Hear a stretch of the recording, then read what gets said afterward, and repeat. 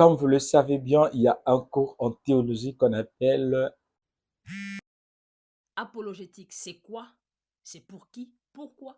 Et surtout, comment? ce dernier a pour objectif justement de nous aider à défendre la parole de Dieu. Peut-être vous pouvez vous rencontrer avec des gens qui ne croient pas à l'existence de Dieu, il y a des gens qui ne croiront pas à ce que vous faites, il y a des gens qui voudront justement comprendre votre ministère et c'est l'objectif justement de ces cours. Alors, par la grâce de Dieu, j'ai beaucoup aimé cet entretien. Un apôtre qui était venu poser des questions concernant le ministère prophétique. Et l'une des choses que j'apprécie chez le prophète Joël, c'est la connaissance des Écritures. Plusieurs personnes qui me connaissent savent que j'aime beaucoup mémoriser le verset biblique et j'aime l'expliquer. Tu vois, nous sommes des fils, on essaie un peu d'apprendre. Alors, par la grâce de Dieu, vous allez suivre l'intégralité de cette vidéo et vous allez comprendre pourquoi est-il important justement de défendre les Écritures ou défendre son ministère et pourquoi ne pas dire défendre son Dieu. Alors, suivez cet entretien. Je suis apôtre Adolphe Tchiza. Je suis le visionnaire de l'église Le Grand Trône Blanc. Se trouve à Kisangani.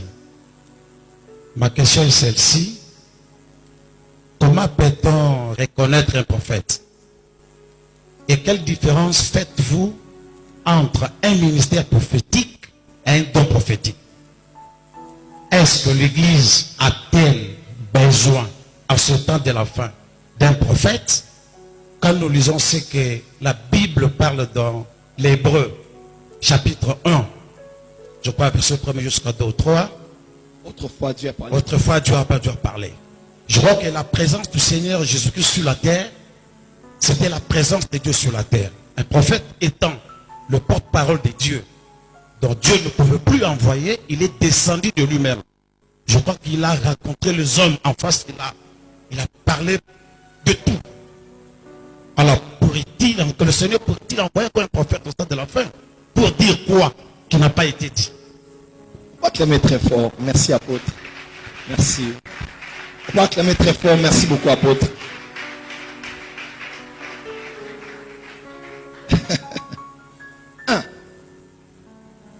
Là, vous êtes entré dans mon domaine. I love you, Holy Spirit. Christ lui-même était dans les 5 ministères. 1. Hébreux 3, verset 1. On appelle le sacrificateur et la foi et l'apôtre de la foi que nous professons. 2. On dit de lui qu'il était puissant, un prophète puissant en parole et en œuvre. Luc chapitre 24. 3. Jésus était évangéliste parce qu'il a porté la bonne nouvelle aux pauvres. 4. Jésus était docteur. Nicodème a dit qu'il était le docteur venu de Dieu. 5. Jésus était le pasteur parce qu'il était le bon berger qui donne sa vie pour les brebis. Lorsque Jésus est monté dans les hauteurs, Éphésiens chapitre 4, verset 9, et qu'il a fait des dons aux hommes, il a donné à l'église des apôtres, comme vous, des prophètes, des docteurs, des évangélistes et des pasteurs. Et les 5 ministères ne sont que la continuation du ministère de Jésus sur la terre par des hommes qui le représentent dans chaque dimension.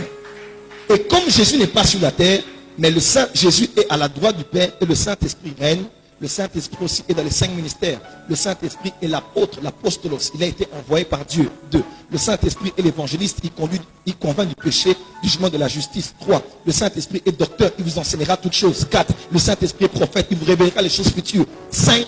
Le Saint-Esprit est pasteur. Il vous conduira dans toute la vérité. Autre chose.